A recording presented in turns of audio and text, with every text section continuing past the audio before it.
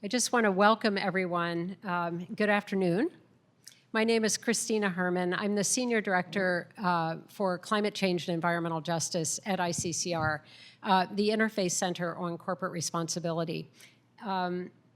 We're just delighted to be co-hosting this event with the Building Decarbonization Coalition. And I want to extend a warm welcome on behalf of both organizations to everyone here in the room and everyone who's online. I want to say just a few words about ICCR, why we're working on this issue of building decarbonization and what we hope to achieve today. For those of you unfamiliar with ICCR, we're a coalition of some 300 faith and values-based institutional investors representing around $4 trillion in assets under management. Our membership spans religious and labor pension funds, as well as the funds of foundations and universities and values-based asset managers. We view shareholder engagement with corporations as a powerful catalyst for change. Our statement, inspired by faith, committed to action, sets forth our pledge to be active owners and to engage meaningfully with the companies in our portfolios, excuse me, through the process of shareholder engagement that we pioneered more than 50 years ago.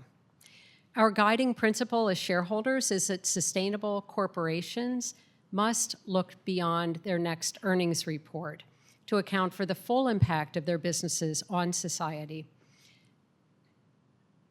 and must view the well-being of all of their stakeholders, including their workers and the communities in which they operate, as integral to their long-term value.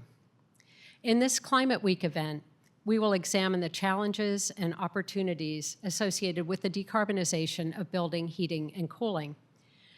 Deeply concerned about the climate crisis and the potential cost to society and to investor portfolios, which are many of your retirement funds, from a failure to decarbonize our economy quickly and equitably, ICCR members have been actively engaging the energy utility sector on the need for a just transition for many years. We understand that we cannot continue to burn fossil fuels to heat and cool our buildings, which has led us to explore alternatives such as those that will be discussed today. Investors are increasingly concerned about expensive proposed solutions put forward by major gas utilities to achieve sustainability of their networks and the very real risk of stranded assets from overinvestment in current systems.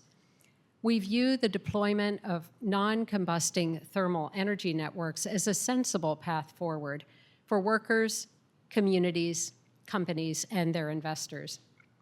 During this session, we will explore thermal energy alternatives, both as a technology and as an opportunity for workers and communities, especially low-income ratepayers that cannot afford to electrify their homes and risk being left on a shrinking and increasingly expensive gas network. Importantly, we also see thermal energy systems as an opportunity for companies and their investors. Thermal energy networks are an exciting opportunity as they can both help reduce greenhouse gas emissions and offer a sustainable alternative business model for gas utilities. They can also improve grid reliability by reducing the amount of electricity needed to heat and cool our buildings as we decarbonize. ICCR has been interested in the potential offered by thermal energy systems since we first learned about them about 5 years ago. And we're delighted to see the momentum for adoption of network geothermal and other thermal energy systems by energy utilities. And now I'd like to turn the floor over to my colleague, Pedro Glatz, who manages ICCR's Just Transition work and who will introduce our speakers and moderate today's panel. So thank you and welcome again.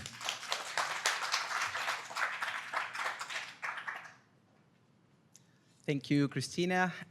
Good afternoon, you all, and welcome to the event, Thermal Energy Networks Invest in the Future of Heat.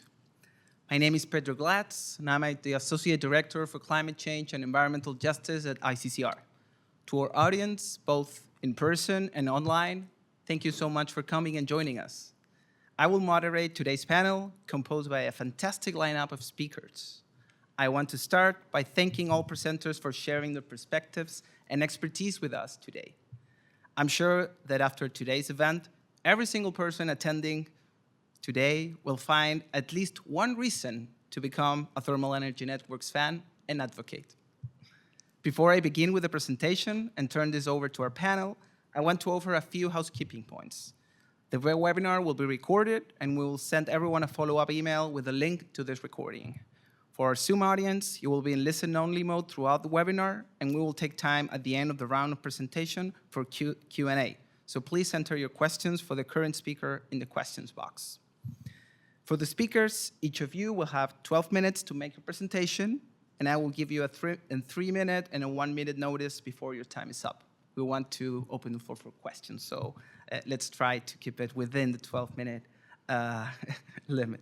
After that, around 4 p.m., we'll switch to a Q&A moment where we will be sitting down there, so then we can have a conversation, and we'll collect questions from the audience. A few of our colleagues will be with the mics and also read some questions that will come through the Zoom.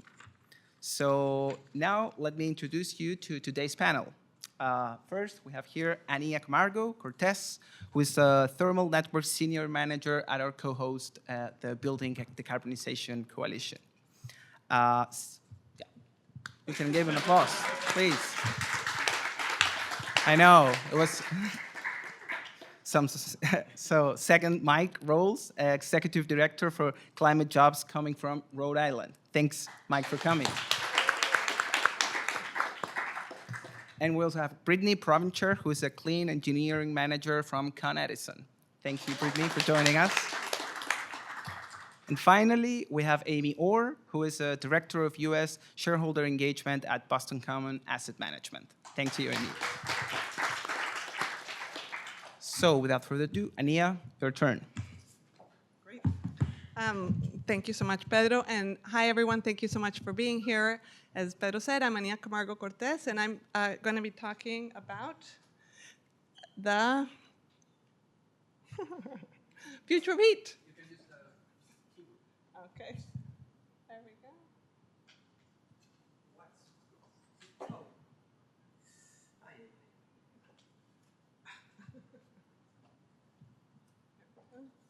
Okay. All right. Great. So I'm talking about the future of heat and the really important role gas utilities can play in a safe and just transition.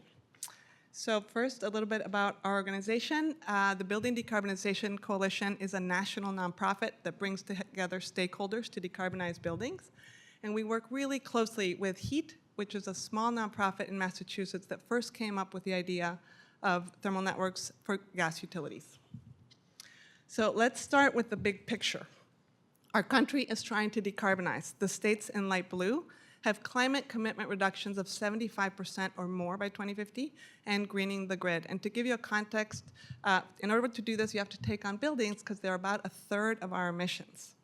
So the primary strategy for decarbonizing buildings right now nationally is having buildings that heat with gas and with oil transition to electricity with air source heat pumps. And you can see here, last year at Climate Week, 25 governors, part of the US Climate Alliance, pledged to quadruple the number of heat pumps to 20 million by 2030.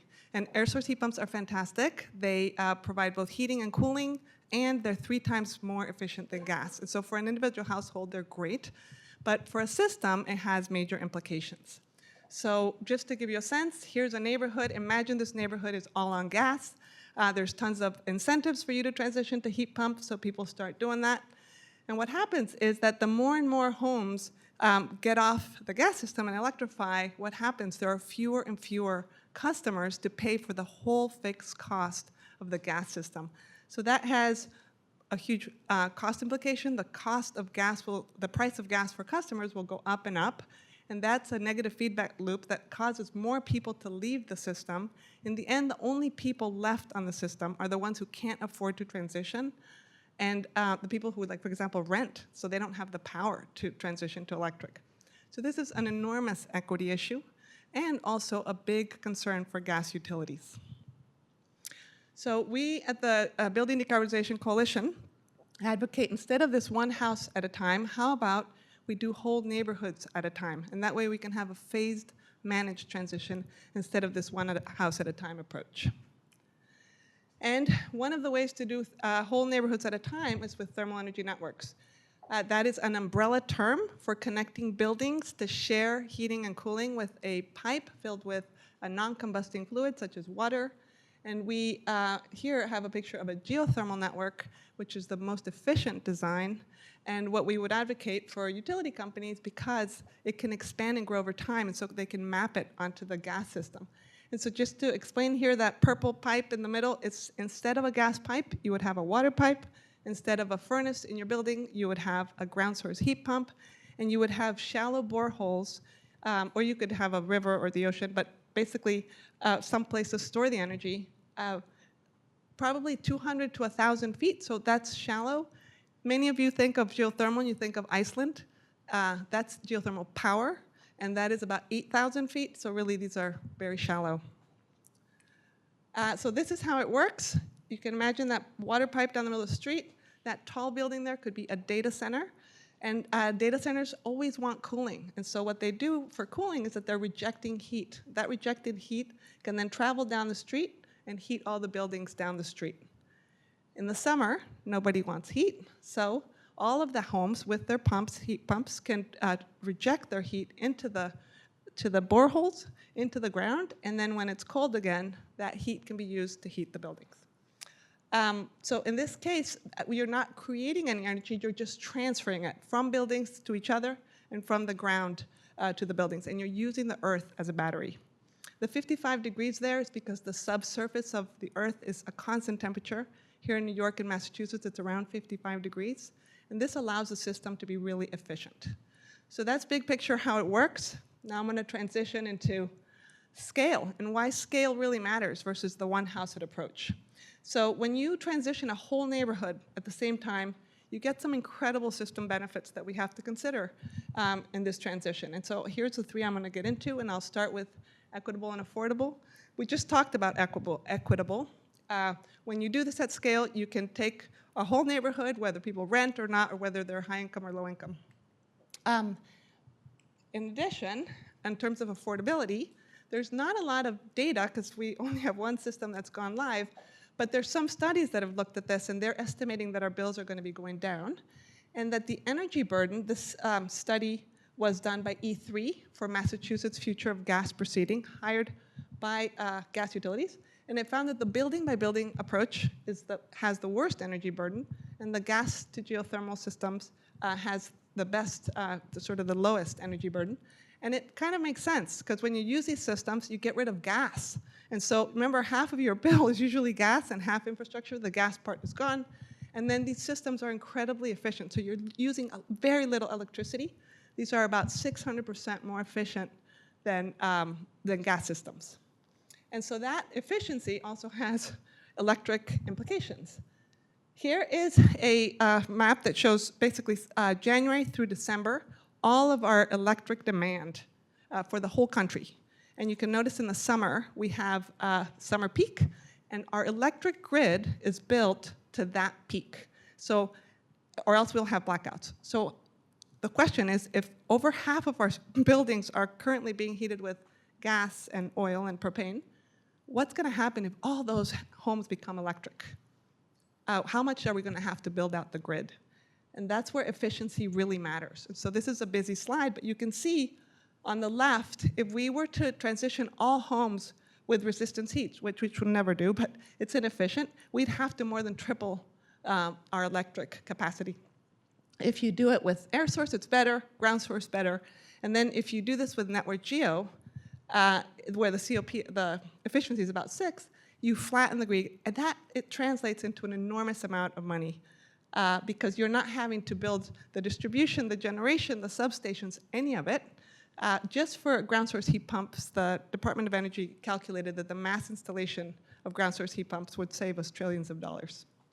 So that's on the electric side. And then, we are getting into this because of emissions.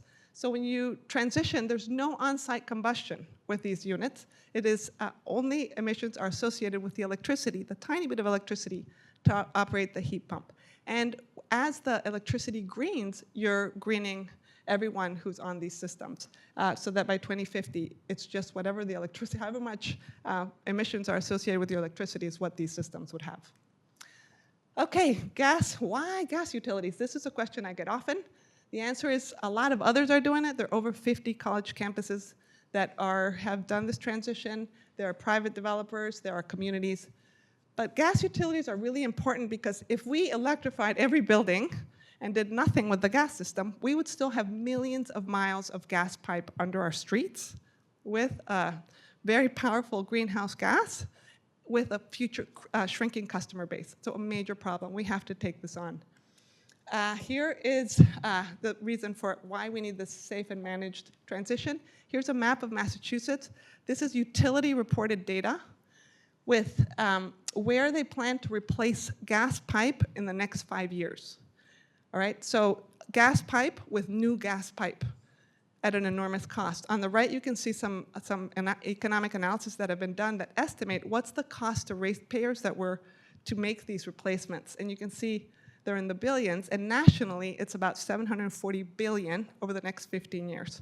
So the question is, wouldn't it be so much better to replace our gas pipe with water pipe? And this is also like from a safety perspective, just think of that, which is this is carrying an explosive gas. And so we actually can't just think about the electric side. We have to think about how are we going to transition and decommission these pipes. And the gas utilities are the ones that have the expertise to do this, which brings me to the labor force. This is a really important path for existing utility workers into the green economy. The gas pipes and the water pipes for thermal networks are practically identical. And the utility workers have all of the skills they need to do this. They require minimal training, and we could do this at scale pretty quickly. Same with HVAC technicians, could install ground source heat pumps.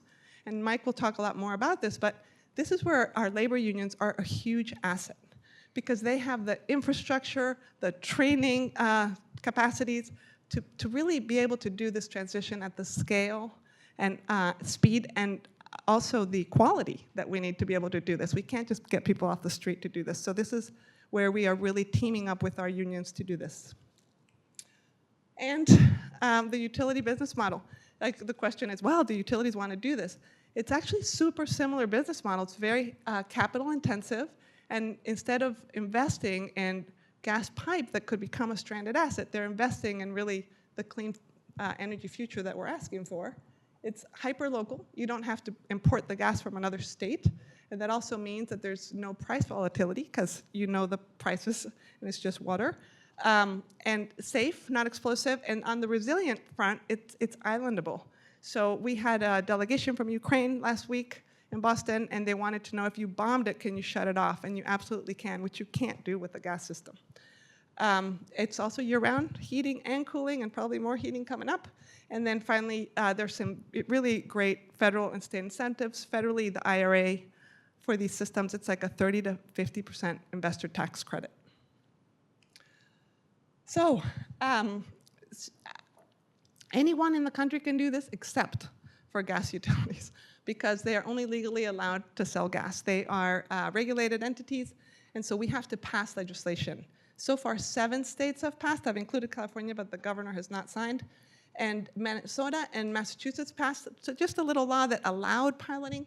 New York had an amazing coalition that came together to not only mandate that the largest gas utilities had to file 1 to 5 pilots, but they also put in some really good labor provisions and equity provisions. And then the rest of the states learned a lot from New York and tried to incorporate all those provisions and then tailor them to their state. And utilities are super interested. This map shows the dark color is at least 1 utility in every one of these states is part of the Utility Net Geo Collaborative, and they're exploring the business model and how they would do this. And then the light blue are states that have already filed pilots. There are 21 filed utility pilots right now in the country. And I want to end with this slide, which is there's a pilot that's live. I went live on June 4th in Framingham, Massachusetts. It's the first utility pilot in the country. It's an environmental justice community, 37 buildings. You see the green loop there? It's a mile long. It has 140 customers and converted whatever the source people had, gas, oil, or electric. Offices, businesses, a school. My favorite thing is it has a fire station and a gas station. And then, of course, the costs of the customers are very low because we're doing this at a utility scale, the cost can be spread across all customers and across time. And so far, it's been a huge success, and the customers are really happy. We wrote a paper on this if you want to learn more, and here's our information on how to reach us, and thank you so much.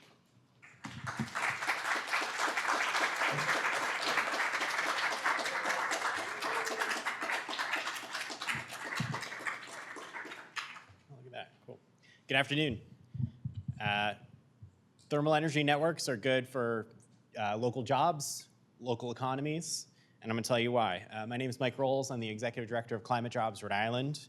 We are a coalition of, we are a coalition of 30 environmental organizations, labor unions, and community organizations. We've been around for about 3 years, working toward a just transition to meet our state's Act on Climate goals, which call for net zero emissions by 2050. We are very centered in the principles and how we do our work. It's a very bottom-up approach, starting with solutions that are developed by frontline communities and frontline workers. And really, it can be summarized into this Venn diagram: climate, jobs, and justice. So when we're looking at policy solutions, we're asking the questions of, does it meet our Act on Climate goals to the scale that science demands? Does it invest in local economies? And does it create the sort of community-based wealth through good jobs that it needs to? And Thermal Energy Networks, frankly, does. We are part of a national network that folks might be familiar with, the Climate Jobs National Resource Center, represented by these states up here so far, and they're growing. We are we get technical support from folks at the Climate Jobs Institute at Cornell University, which is based at the Manhattan campus here. So real quick, this is a bit of the landscape of the energy transition we're facing in Rhode Island. Starting with the 2021 Act on Climate, I talked a little bit about it. We have a mandate to get to net zero emissions by 2050. Our first benchmark is in 2030, which is a 45% below 1990 levels, and then 2040 benchmark at 80%. I want to focus on the bottom three in blue there. This March, we were able to get an ordinance passed in the city of Providence that requires net zero municipal buildings in the entire city by 2040. And that is because that's a testament to how our organization works in unison with the community members that we comprise of. In Rhode Island, we also have a future gas docket currently going on at our Public Utilities Commission. Currently, they're wrapping up that process right now, and the stakeholder committee, which we're part of at the PUC, is putting together the recommendations right now. And then we also have our current building decarbonization efforts, one of which was a thermal energy network bill that we put in this year. It does need some adjustments, and we are going to be working with our utility this fall, Rhode Island Energy, which actually encompasses the entire state, to work on that bill and amend it and make sure that we're able to move forward with a good solution forward. So there are some challenges and risks to decarbonizing the economy, right? We have a scale that we need to meet that is very large and broad, and there's a rapid pace that we need to do it at. The risks are that we're going to be displacing a lot of really good family-sustaining careers. These are some of the best-paying careers that we have among our labor unions. And also, there's a lot of somewhat gig economy type businesses that are taking advantage of the net zero economy, that are coming in, paying very substandard wages, and in some cases poverty wages, and also misclassifying workers, which is a real problem in Rhode Island. And people are actually facing instances of wage theft as well in those jobs. So we need to avoid that to the best we can. And the way we do that is to build up this economy from the bottom up and the middle out. And that means making sure that we're centering the folks who are closest to the problem. And that includes workers on the front lines. That includes communities who are facing high costs, who really need to be uplifted. Rising tide lifts all boats. So why unions? Well, working with unions is really good for business and really good for the economy. They give important voice to workers and power to workers, but also they set the gold standard for safety and skills training and certification. And they have the apprenticeship and pre-apprenticeship programs that we need at the scale that we need to be able to do the new technologies that we can. There are a lot of transferable skills available, as Ania pointed out, in thermal energy networks specifically. And the great thing about our union apprenticeship programs and our pre-apprenticeship programs, they're taking in folks from the community all the time. They're giving them the best certification, they're giving them the best training, and they're able to actually become gateways and pathways into those family-sustaining careers. And they can pivot on a moment's notice given the policy signals and the market signals. So when they see a market signal for thermal energy networks, you can guarantee the Plumbers and Pipefitters Union is going to expand their class size. You can guarantee Building Futures in Rhode Island is going to expand their class size in their pre-apprenticeship program. That is going to be a pathway into those union careers. And that's an important thing to know when thinking about how we prepare the workforce. It's the union apprenticeships that are best equipped to do this.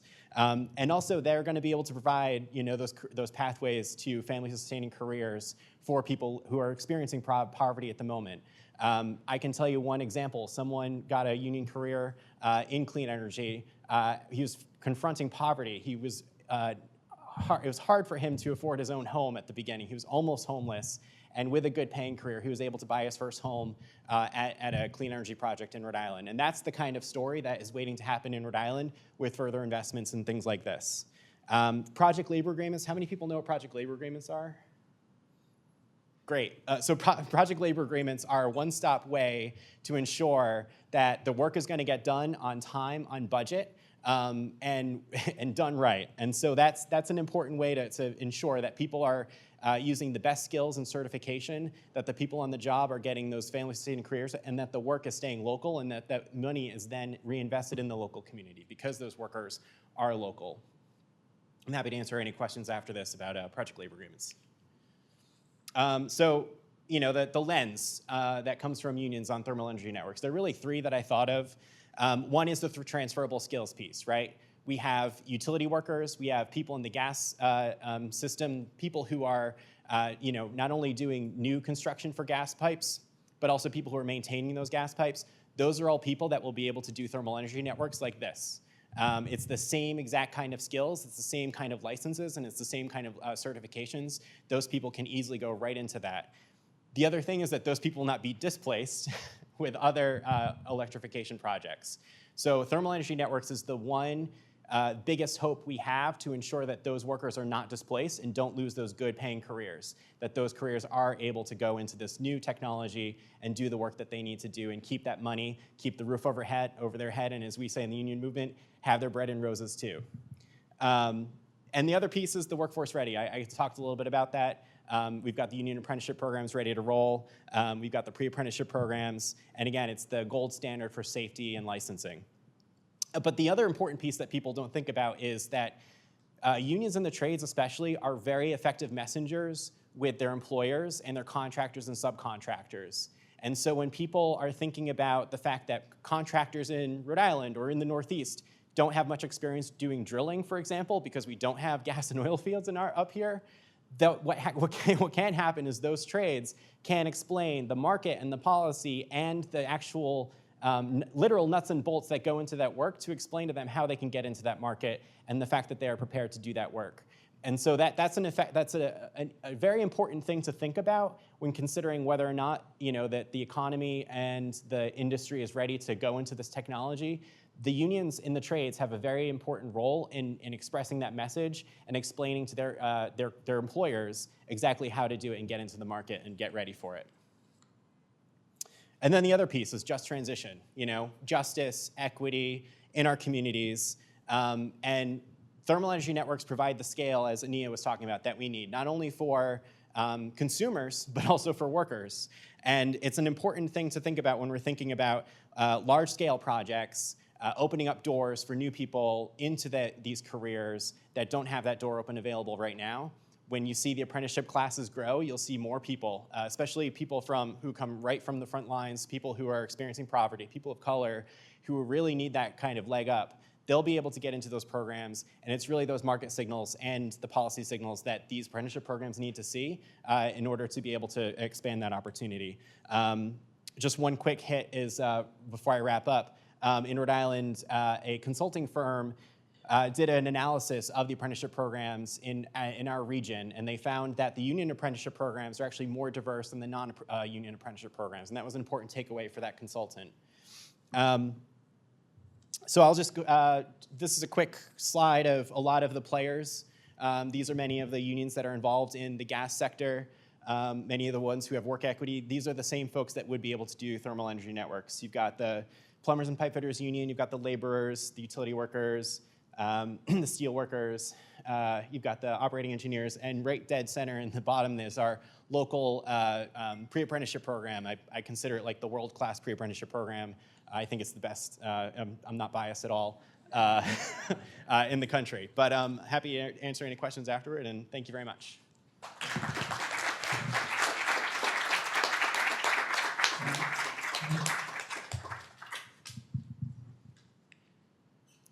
Okay, good afternoon, everyone. My name is Brittany Preventure, and I am an engineering manager on Con Edison's Utility Thermal Energy Networks team, or UTEN for short. Today, I'm going to talk to you about New York State's Utility Thermal Energy Networks and Jobs Act, or UTENJA for short, Con Edison's 3 pilot projects, and what UTENs are. So, what is a UTEN? Ania kind of gave an explanation earlier, but just to elaborate that on a little bit, it's essentially a large network of pipes underground filled with a water-based fluid, and heat is transferred in between buildings to provide heating, cooling, and/or domestic hot water to customers. There are a lot of different thermal sources and heat sinks in thermal energy networks, and we already talked about geothermal, how it can be both heat source and heat sink in order to heat up the fluid or cool down the fluid to provide heating or cooling to customers. But one of the heat sources that we are concerned with is data centers. So data centers provides a constant source of reliable heat year-round, just like, when a computer's on for a long time, it gets hot. Data centers get really hot. So we can capture that heat and put it into UTEN for a reliable source of heat that we can use to provide heating to customers connected to the network.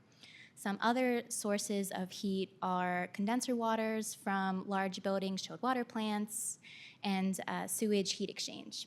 So some common heat sinks are large open bodies of water like rivers, but more commonly, we're kind of concerned with mechanical cooling equipment like cooling towers in order to cool down the fluid. So a customer would connect to the network by a heat pump, and then the heat pump would extract heat from the UTEN in order to provide space heating and/or domestic hot water to the building. And then to provide cooling, if it's at an ambient temperature, like 60, 80 degrees Fahrenheit, or even a little lower than that, then you can extract heat from a building, put it into the UTEN, and then it will provide space cooling for a building. So the reason why I'm here today is because of the Utility Thermal Energy Network and Jobs Act that New York State passed into law in 2022. So the main outcome from that is that it required the 7 biggest utilities of New York State to propose at least one pilot project to our regulators, the Public Service Commission of New York. So some drivers behind this law that was passed is to give the state another tool in order to help achieve its aggressive decarbonization goals by 2050. Building emissions is one of the state's largest greenhouse gas emissions contributors, so UTENJA is meant to help buildings electrify to decrease those greenhouse gas emissions. And then as another point that was made earlier is the importance on the workforce creation and workforce training for the upcoming natural gas transition. Another thing that will be tested out by these thermal energy network pilot projects is to test out if we can really help customers electrify in a cost-effective fashion, especially in disadvantaged communities. Disadvantaged communities are meant to be in at least one of the pilot projects that a utility proposes to the Public Service Commission. So on this slide is the regulated process that each utility in New York State has to go through for its U10 pilot projects. So stage one was basically just the state says, here's the minimum information that we need if you are interested in pursuing a pilot project. So it took a little bit of time for the state to figure out the minimum required amount of information for each pilot project and for us to gather everything on our end. So after you submit a pilot project in stage one, then you have to wait for Department of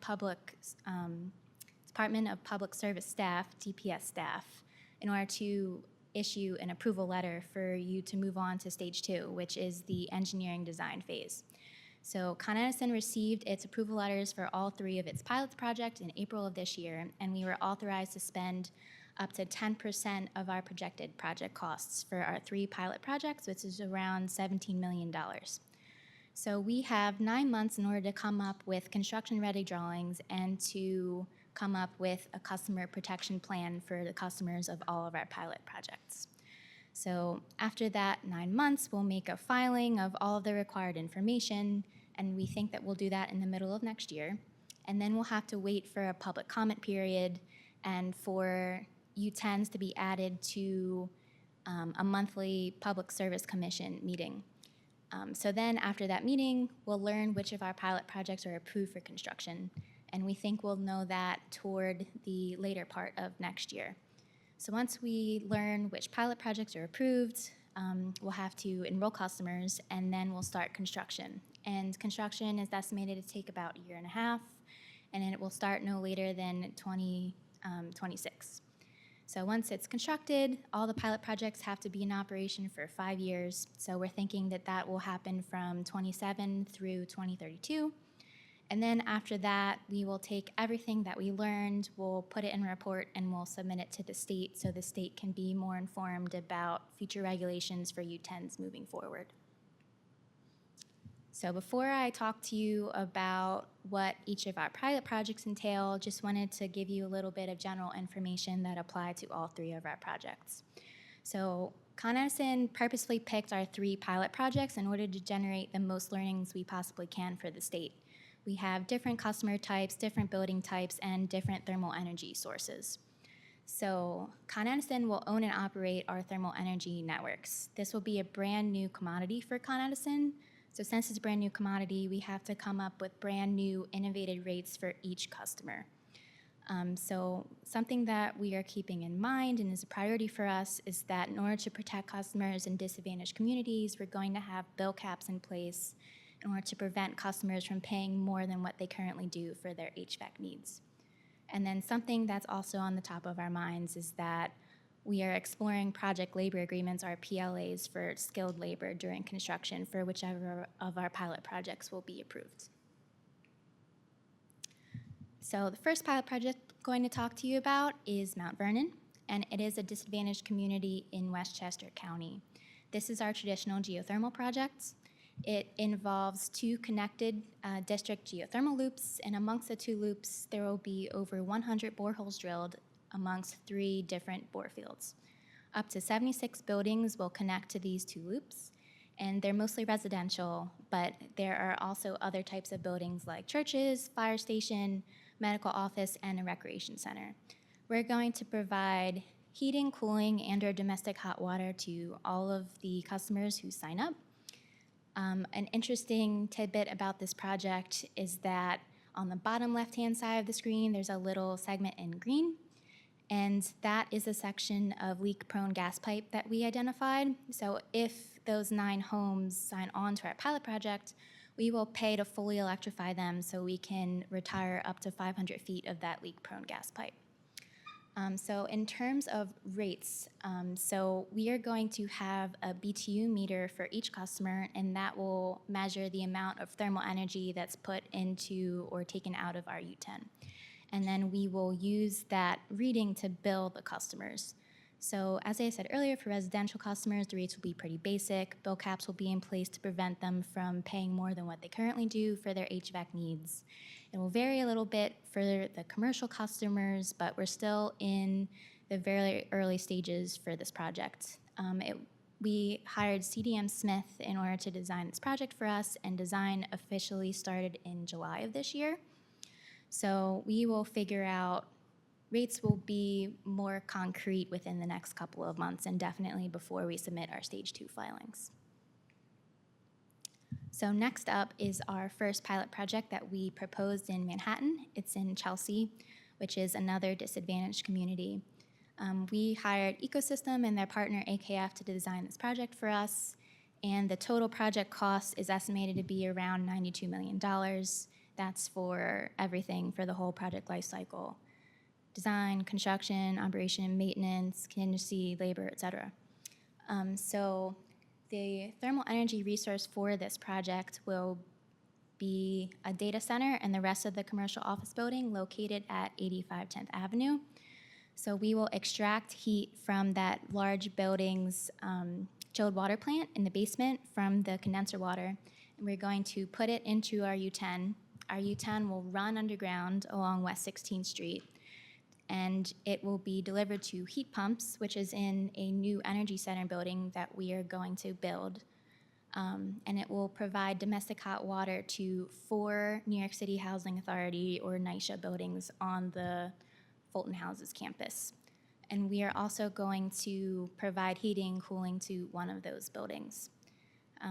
One of the reasons why we're excited about this project is that it's in a pretty great area for, I guess, alternative thermal energy sources other than geothermal. So there's a whole bunch of other data centers in this area that we could expand to in Stage 2 operation for this pilot project. And it's also close by to the Hudson River that we could potentially explore in the future as well. Like Mount Vernon, bill caps will be in place for this pilot project in order to prevent NYCHA from paying more than what it currently does for its HVAC needs and domestic hot water needs for these 4 buildings. And another unique thing about this project is that Con Edison is going to pay the owners of 85 10th Avenue for its waste heat. We're going to measure it with a BTU meter, and then we will develop a new rate for that within the next couple of months in order to compensate them to use their waste heat in our U10. So our last project is in Rockefeller Center. We also hired Ecosystem and AKF to design this for us, and the total project cost is estimated to be around $86 million. So we are going to extract waste heat from Tishman Spire's Rockefeller Center Central Plant's chilled water system. Say that 5 times fast. That's my standard joke whenever I give these presentations.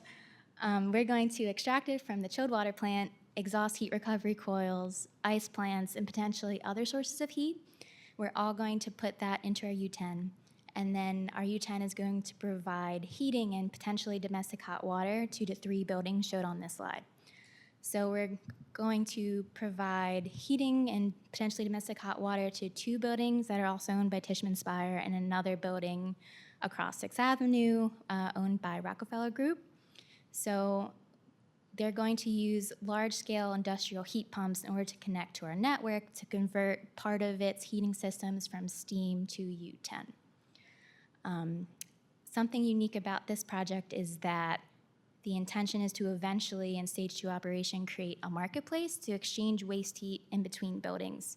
So we would expand it to other nearby buildings, and then those buildings can contribute its waste heat to the U10, and then Con Edison would pay them to use their waste heat for these networks. In terms of rates, so we are also creating brand new rates for our commercial customers, including the rates to pay Tishman Spire for its waste heat. And another unique item about this project is that there will be some sort of cost sharing amongst our commercial partners for this, so they will contribute an as of yet undetermined portion to help contribute for construction costs for this project. So we're in very early discussions with them, but it's just another thing that sets our pilot projects apart from some of the other pilot projects proposed in New York State. So there's a lot of words on this slide, but this is snippings from Utenja. And I highlighted words just to demonstrate the importance that our lawmakers placed on job creation and just job security for the natural gas transition. So I highlighted words like prevailing wage rates, apprenticeships, project labor agreements, and labor peace agreements.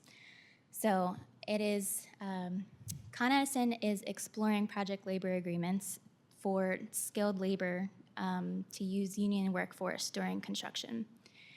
And we are in early talks with New York State Building and Construction Trades Council in order to facilitate that. And we are looking to continue conversations about that as we get closer to construction. Just because we're still pretty far away for construction. It's estimated to start in 2026. We don't even know which projects will be approved for construction yet. So once we learn more, then we'll engage with them more heavily about PLAs. Another thing that is on the top of our minds is talking to unions to use their existing apprenticeships, just so we can grow that workforce, so we can have more options to choose from for skilled labor during construction. And then, of course, we're going to continue conversations with the Utility Workers Union of America, our local one too, to make sure that they're part of a permanent solution moving forward in order to operate and maintain the U-10s. So that's all I put together for you today. If you have any questions, feel free to email me. My email's right here. So thanks for having me.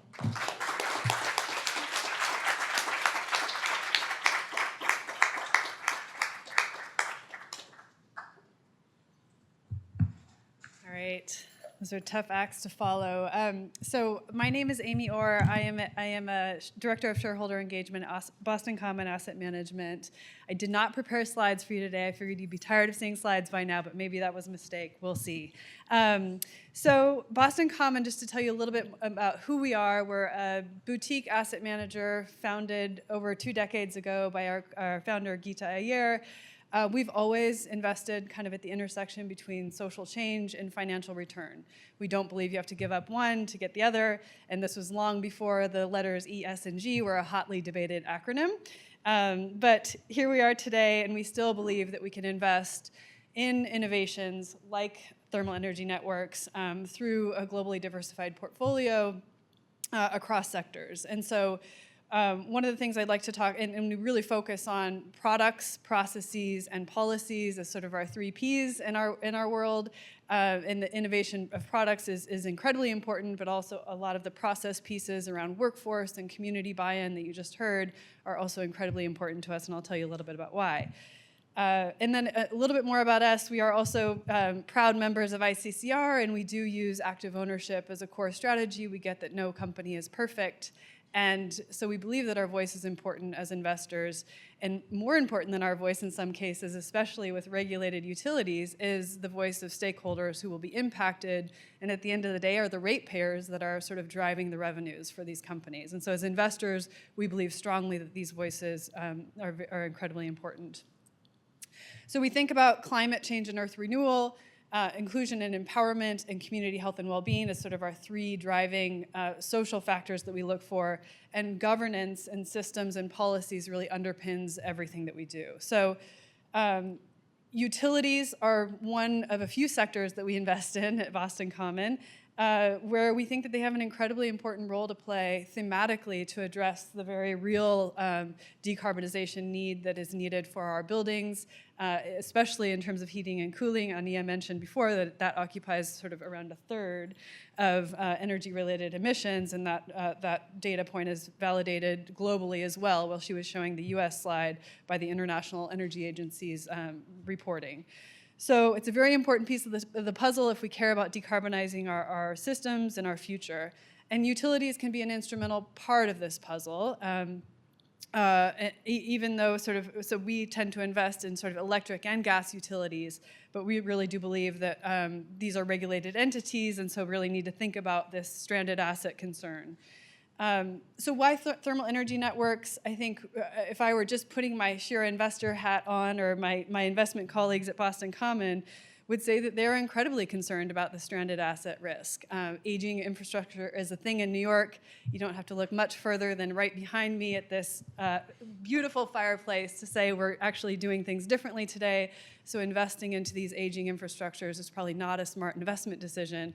So when you translate that to gas infrastructure, and when you look at the data that Ania and Brittany presented around, these aging infrastructure where you have these vulnerabilities in gas infrastructure, why don't we think about a technology that could replace that infrastructure rather than investing into something that will soon become obsolete, like the fireplace behind me. So also, we agree that it's a safer and cheaper alternative. While there are other technologies out there that we think are really compelling for other purposes, they may not have the affordability play that we just heard from other panelists. And when a lot of gas utilities in particular are talking about alternative fuels, such as hydrogen and other biofuels, we think that those, gases like hydrogen have potentially really interesting potential in industrial processes. We think there's a lot to be determined in terms of how those could be used for heating and cooling our buildings. Won't bore you with details, but others on this panel can say that smaller molecule substance would need very different infrastructure if we're going to pipe it into our homes and offices. So thermal energy networks are sort of giving us a very interesting potential that as an investor we think is something we would love to see more pilots. Probably going a little too fast, but so in terms of the social side and the environmental side, climate, we've seen the case already up here for emissions reduction. We've seen some data to show that the fugitive methane emissions from gas needs to go away for many reasons, both to improve air quality and also to reduce emissions from other sources. One point that I really want to underscore, and is something we look for a lot at Boston Common, is this focus on circularity. So the Chelsea project and potentially tapping into the heat source of data centers, that's really interesting to us because you're sort of solving multiple wicked challenges at once, right? You're capturing potential fugitive emissions from one source and using them to heat another source, and then moving away from the gas infrastructure. So that's really interesting. And then Ania mentioned also the lower grid impact. As social and financial investors, we actually think a lot about sort of the toll that increased transmission need would have on nature and natural ecosystems. And so this idea, this hyper-localized technology is also very compelling because it reduces the need to build in transmission lines and sort of destroy more natural ecosystems that we desperately need to preserve. And then if you think about something like solar, which has, as Pedro knows and he can speak to at length, has an incredible impact on lithium in other countries. We don't have to have that sort of extraction in one place to power another place in this sort of technology. So both community-wise and environmentally, this is a compelling technology. On the community side, I mentioned air quality already. I mentioned sort of the interesting pieces of the puzzle around the hyper-local nature where communities are actually benefiting from the direct technology and the build-out that's happening in their backyard. We think that's super important, and we've seen examples or negative examples, in fact, of utilities bringing in substations to a disadvantaged community with great intention around building out a new electrification system, but where the benefit of that substation is really felt mostly elsewhere. This is not true with this technology, which we think as an investor, again, putting our investor hats on, this reduces the reputational risk associated with the technology, which we think is really, because people really can be involved in the project and they can see the benefit play out in their own backyard.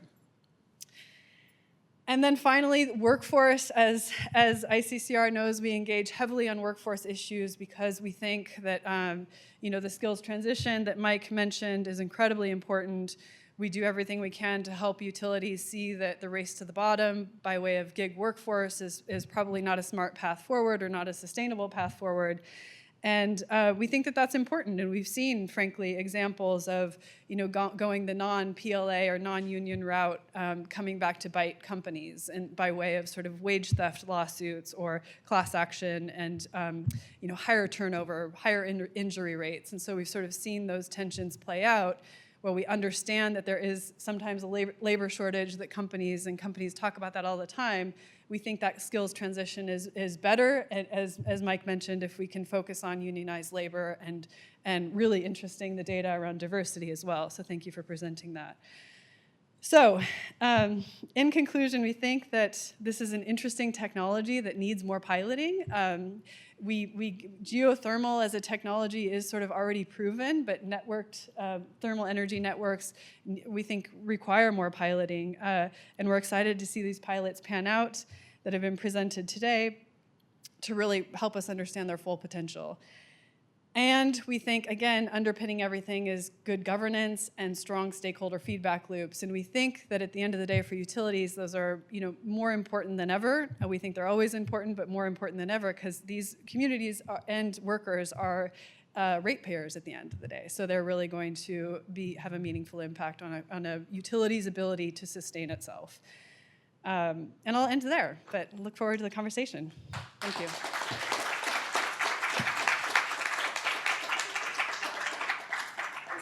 Yes, well, it has been a great panel. It has been awesome to be the moderator because you stick just to the time. So that was amazing. Thank you for that. Not the usual thing when you moderate. So please now, all the speakers go to our chairs and feel free to also put the mics on, the lapel mics. And I need now Chris' help to bring the mic to the people answering the questions. And also, Jess, thank you. You are receiving the questions on the Zoom. Do we have one already? Or please raise your hand or think on the questions that you would like to bring to our panelists. I don't know if anyone has already a question in mind. Otherwise, I can break the ice. Please. And also remember to introduce yourself, please. Thank you. This has been great. Thank you so much for this panel. I'm Jeff Bromagem, Gas Leaks Project. So this is great. Pilot projects. My mind is, how do we get from pilot to scale?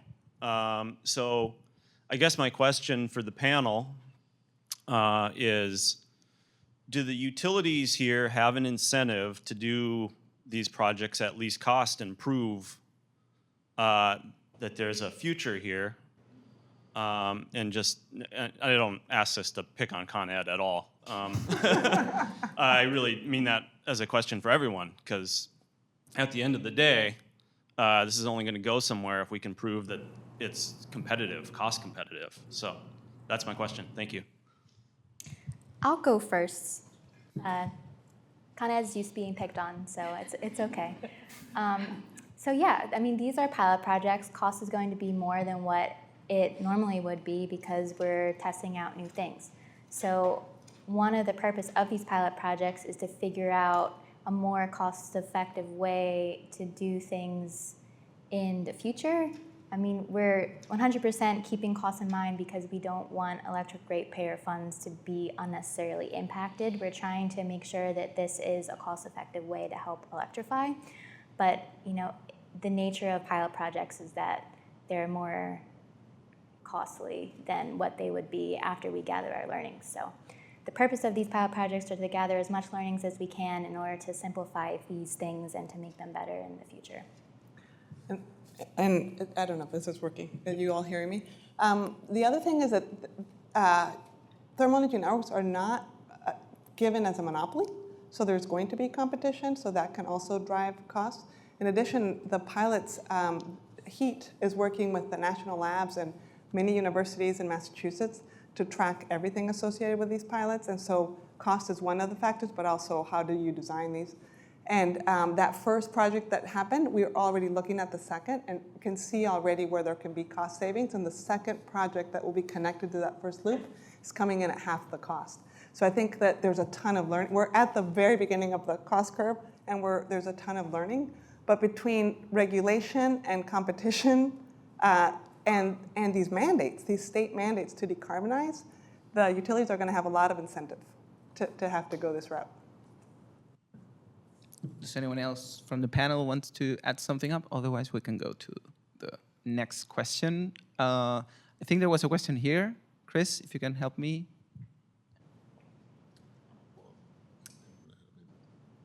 All right. You can go first. Since I was closer to the mic, Eduardo Cortez is my name. I have a small investment company, and these issues are very important for us. One of my questions, probably Brittany, you may be the most appropriate, but I think all of you, you showed us that slide with the steps and the regulations, and we're talking about carbon neutrality in somewhere between 2030 and 2050. You're starting your first pilot in 2026, and we're not going to begin to see results from that till 2030 something. I think, and a little bit like the question that came from behind me, how do we get this technology and this exciting opportunity to a scale that it's really making a difference? So totally understand your point. We're not going to operate in a silo. We're going to have to make regularly metrics reporting to the Public Service Commission, and all of our reports are public. So anyone can subscribe to our case number, and you can follow along in order to see what our metrics are. So one of the metrics are, like electricity consumption compared to other alternatives like air source heat pumps, customer satisfaction, complaints. There's a whole list. The Public Service Commission just published a list of proposed metrics that all utilities would have to follow for its pilot projects. So I think if you look at those metrics, you'll kind of have a better idea of what utilities will report on during our pilot projects, and it'll give you more confidence to see if you think these are viable to invest in the future once they're in operation. So you won't have to wait until 2032 to figure it out. And can I just add, we tried not to call them pilots, but demonstrations, because the technology is actually works. These are live in college campuses across the country that work perfectly. So the question is, can utilities do them too? So they are about demonstrating, can a utility do it? One of the things we have to do is pass legislation that takes down some of the barriers associated with building these out.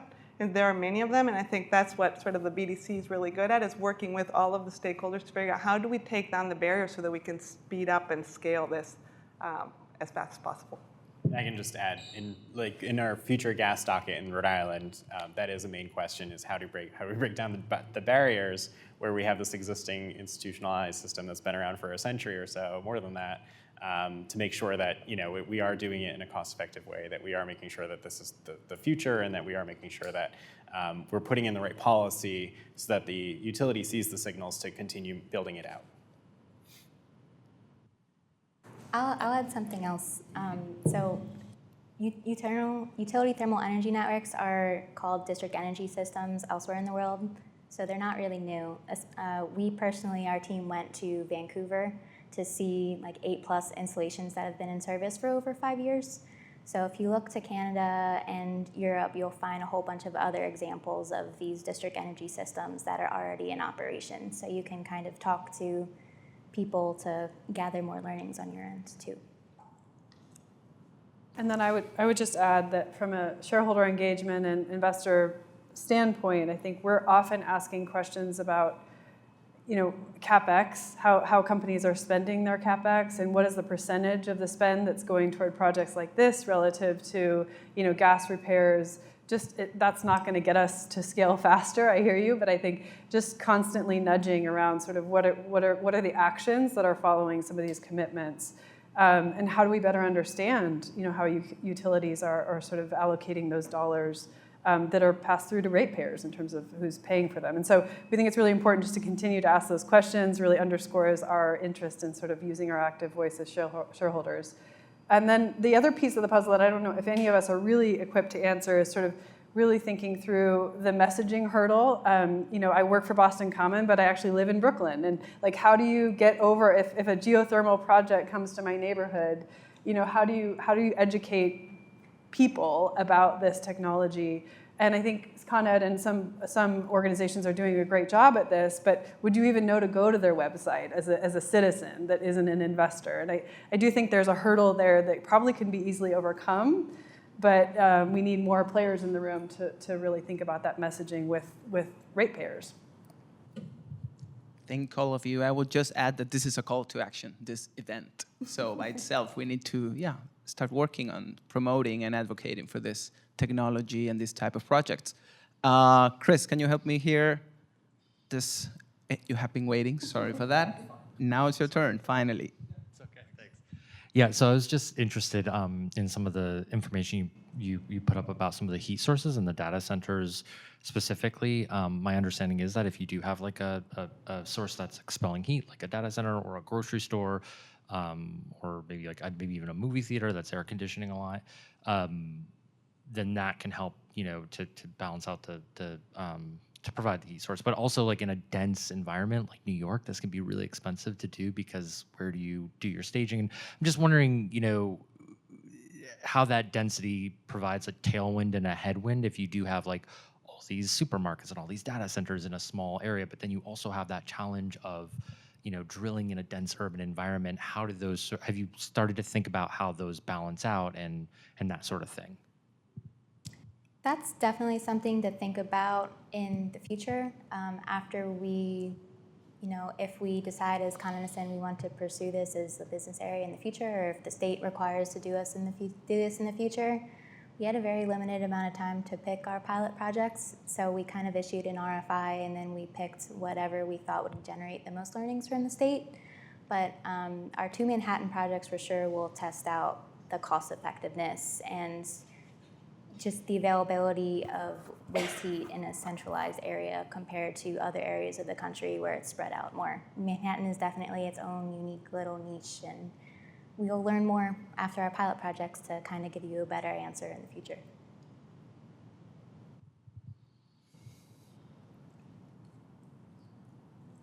Right there.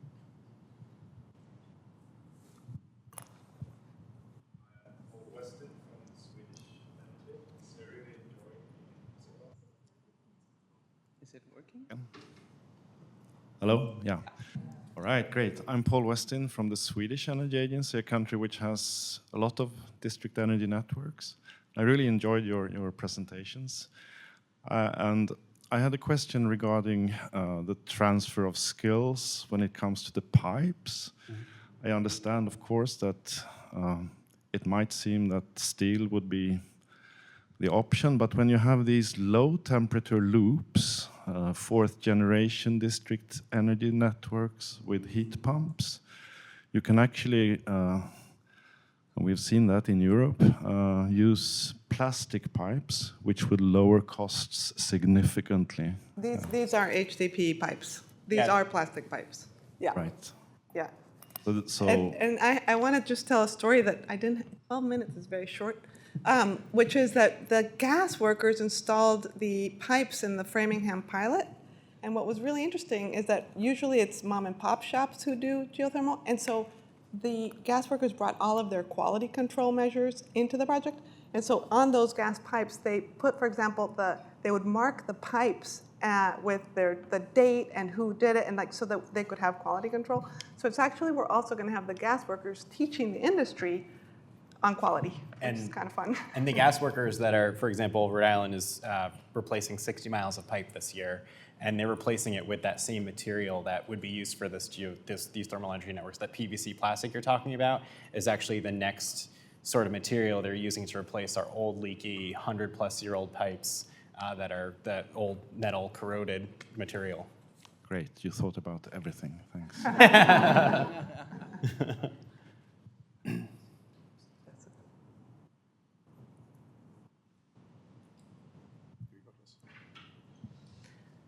I'll pose a question from the Zoom.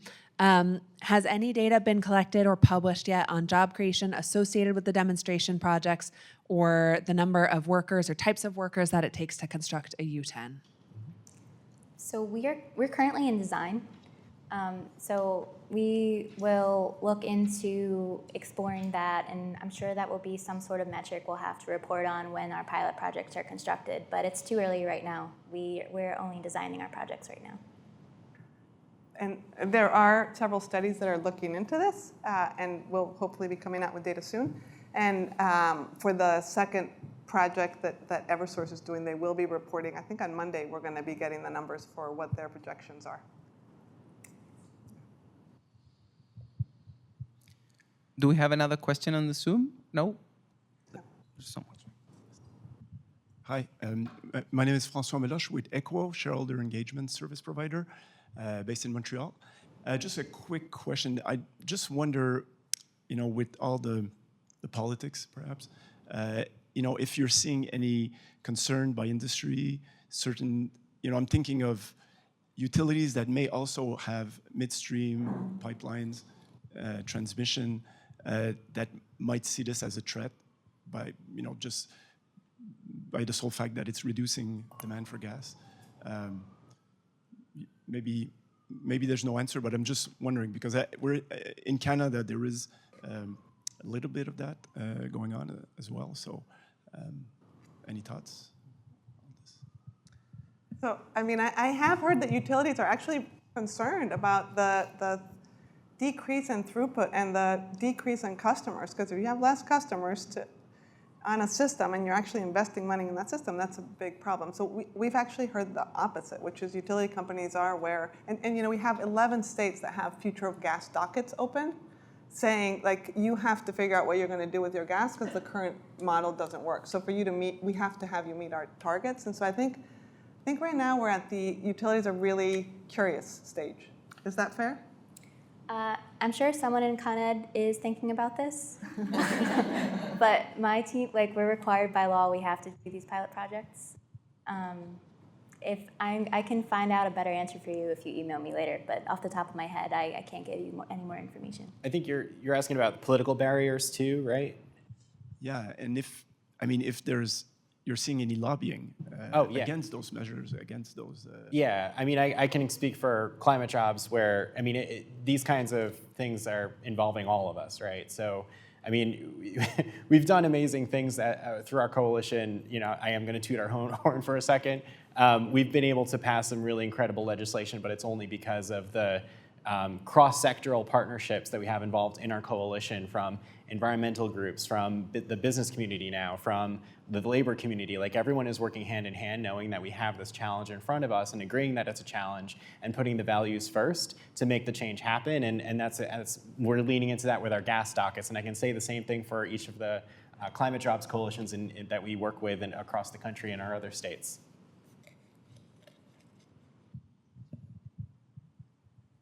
Do you want to say something, Amy? No. Okay, you Go have ahead. a question? Good. Chris, can you?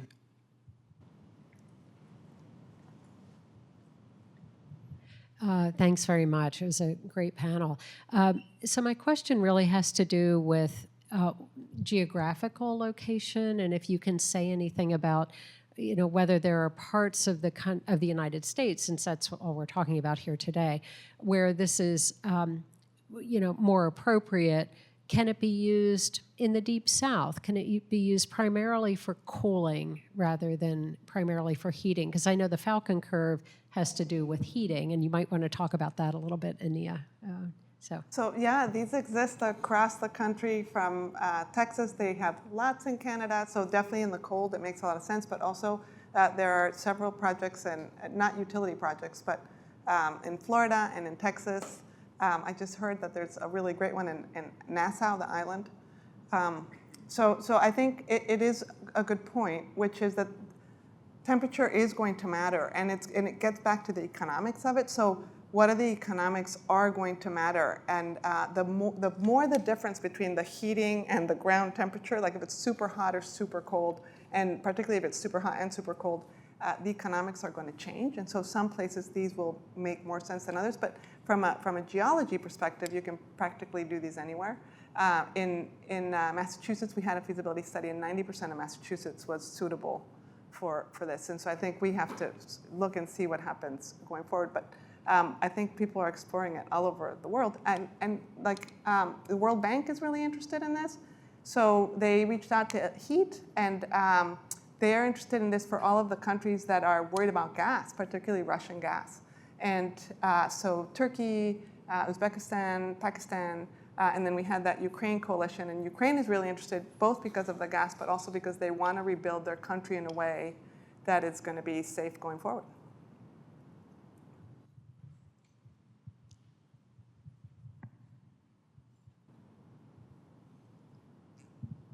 We have lots of questions on Zoom. So I'm going to combine two that are similar. One, these are both about gas pipelines. And one is, are there any projects converting existing gas pipelines for use in U10, so lined pipe? And how does gas pipe decommissioning work alongside the need for increased electricity generation and supply? So rising energy. I can take a stab at the first part of that question. So did you ask if anyone was looking at reusing existing gas pipe for U10s? Yeah, that's what the question asks. Oh, okay. So I think it would just depend upon, the quality of the pipe, how old it is, and then the parameters of the system. We're not looking at that right now just because, we want to limit the amount of new things that we test, but we can think about it in the future. That certainly has been a question posed to us before, but that's not something we're examining as part of our pilot projects. It is definitely feasible to do, and it comes down to safety. Especially with the pipes that are being replaced now with that same material, that it can have, it was a 10-year lifetime projection to be used for that purpose, or a mixed fuels purpose. But you can sort of transfer that purpose, but only for a limited time, depending on the quality and the age of the pipe. What was the second part of the question? The second part is, how does gas pipe decommissioning work with the need to have increased electricity generation and supply? So I wonder if it's at the broader energy demand. Yeah, that's a great question that I don't have the technical expertise to know, but it is a question we've been asking in our future gas docket. And we've been thinking about it in if you think about the main pipe being sort of the trunk of a tree and then branching out, thinking about exactly the geographic location of those branches and how you transition those in segments. And thermal energy networks are the best way to kind of transition those segments off of the gas system into an electrified system to meet our Act on Climate goals in Rhode Island, for example. And that's one way that we're looking at that. And thermal energy networks also are projected to use less electricity consumption as opposed to other electrification methods like air source heat pumps. So that'll help with the increased electricity demand in the future. And a fun fact on the Framingham project is that the total use of electricity for all of those buildings actually went down. So the electricity demand for that neighborhood will be less after the geothermal pilot is put in than before. And the reason why is because a bunch of the buildings had resistance heat, which is incredibly inefficient. Hi, thanks for a great presentation and a good panel discussion. How does the calculation look for the users, the homeowners and the commercial property owners adopting this technology compared to maybe a standalone heat pump solution? And the second question is, have you seen any hurdles on the distribution systems in properties in your pilots? I mean, we are talking about how to apply the energy, but inside the buildings, I mean, adopting from gas to heat pump technology. You go first. So it's a challenge. It's a big challenge. And it's going to be a big challenge whether it's air source or ground source or whatever. Big difference if you have a utility paying for the infrastructure is that the utility is paying for it versus the homeowner. So particularly if you had geothermal, homeowner for geothermal is going to be $30,000. So this is a way to get that service without having to pay for the infrastructure. But inside the home, it really depends on what you have. So if you have central air, it's really easy to plug in. If you have resistance heat, you have to put in a whole new system. If you have steam, It's a little more complicated. So it depends on what's in the house, but we're going to have to deal with that no matter how you decarbonize. So whether it's with network geothermal systems or with air source heat pumps, we're going to have to deal with that.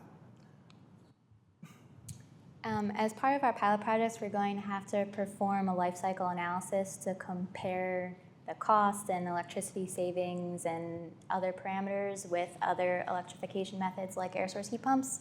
So we're currently waiting on some more guidance from our regulators as to what we should consider and what methods we should use in our life cycle analyses. So to be determined. Watch our public docket for more information.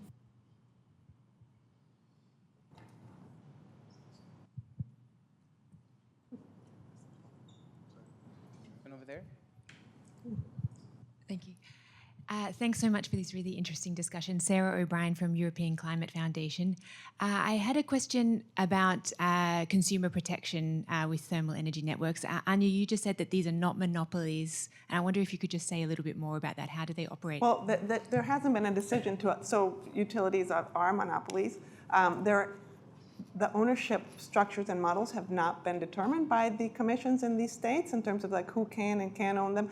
In New York, and I would say New York, Maryland, Washington, they've said that gas and electric companies can own and operate. In Maryland, gas, electric, and water can own and operate, but they haven't said that someone else can't operate in their territory. So there's going to, like if the water utility has a network in the same place as a gas utility, there may be some competition.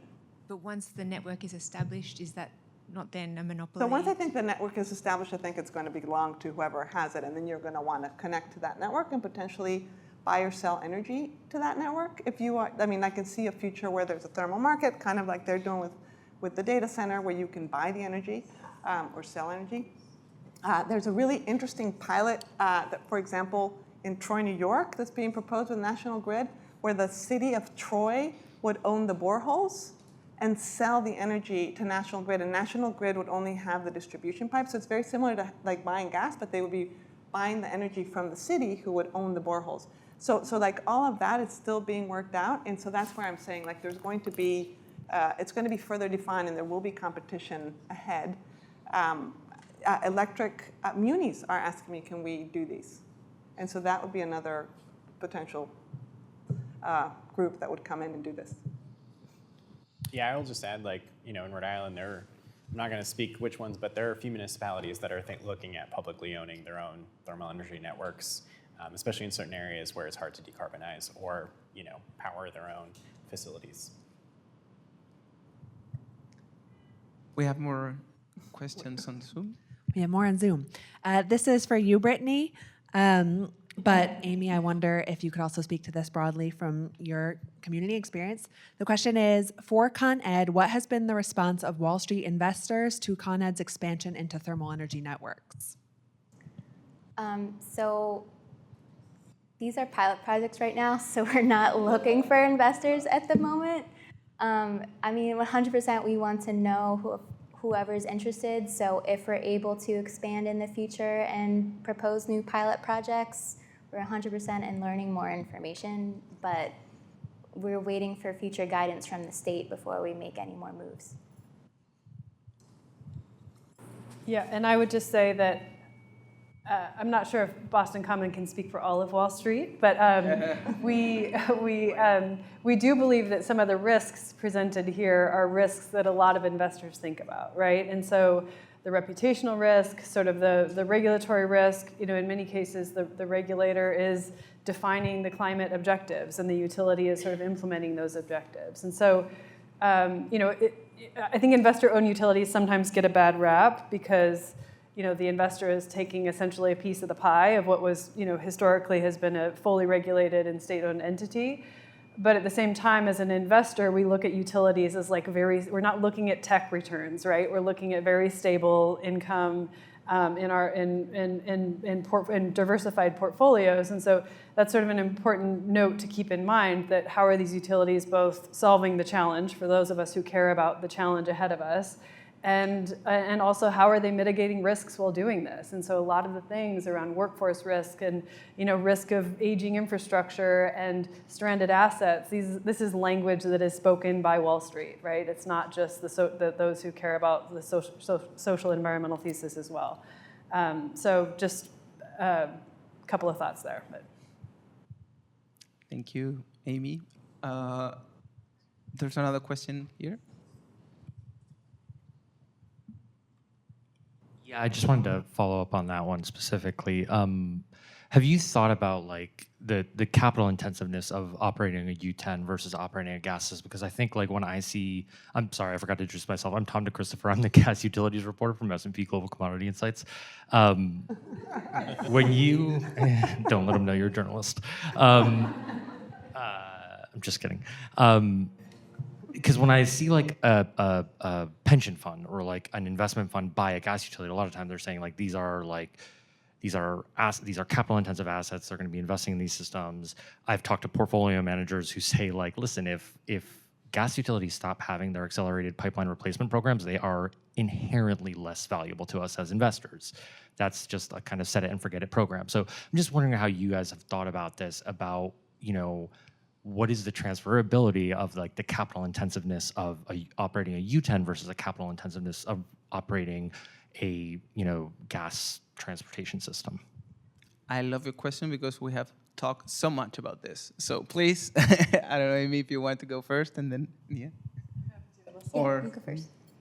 Yeah, I mean, I think that's a very valid point, right? I think, and if my investment colleagues were here, they would they would definitely articulate like what is the way that an investor does actually seek those stabilized returns. I think that we tend to sort of balance the two, right? The stranded asset piece that I was talking about versus the capital intensivity of the, and that's why we think that these may not be the be-all end-all solution, but we think it's definitely worth piloting, right? And so there's still more to learn from these pilots. But it's, again, relative to replacing and doing strategic repairs on gas pipes, which are also capital intensive and have all these added risks. We're always balancing those two pieces of the puzzle. But Anya, you should speak to I think that we're trying to also legislatively, for example, say you can do accelerated cost recovery by replacing leaky gas pipe instead of with gas pipe with a thermal network pipe. And so if you can start allowing the gas utilities to benefit from that replacement, then there could be a benefit, right? Versus staying on the gas system. There's also like the idea, can we increase the revenue cap for like how much gas companies can, right now they have a revenue cap for how much they can replace every year for accelerated recovery. Can we increase that for gas utilities, for installing thermal networks as a way to be able to have this return for constructing thermal networks instead of just adding or continuing to invest in gas infrastructure? So I know this. Sorry, go ahead. I know this won't give you an immediate answer, but in terms of operating and maintaining U10s, that will most likely be one of the metrics we'll have to report upon once our pilots are constructed and are operating during the 5 years. So during one of our required updates, I don't know if it'll be monthly or quarterly, that's still to be determined. But if you can look at our publicly filed metrics once they're in operation in a couple years to get better data from Con Ed. And can I just ask Mike one quick follow-up question? Thanks. How are gig workers moving into and displacing utility workers or union workers? Another great question. Yeah, it's a great question. I'll give an example where so utility workers are fine because they already operate under existing agreements with the utility. But when we're talking about solar developers that are upstarting, for example, we need to be careful of solar developers that get into the market and then pulling from communities just for $15 an hour jobs, which they are some are trying to do. And so that is the risk of this quick transition where people are getting excited about, new players in the renewable energy market who are offering, all of these great, wonderful things to, communities where they can't fully deliver. and people are getting left, without a job once a project is complete, for example, we can't have that. And then you go into unscrupulous practices where people are misclassified as contractors, for example, and not getting, then they have to pay their own taxes at the end of the year, and they don't know that. So there are very high risks in terms of, we'll call them, some of the startup community, but also some of the others that might be coming into this, from a different angle into this industry, seeing it, people are investing in renewable energy, but then they're not fully meeting their requirements of actually, benefiting the community that they claim to serve. And I guess we have time for one last question. If there's anything on the Zoom, do we have? And then we can wrap up.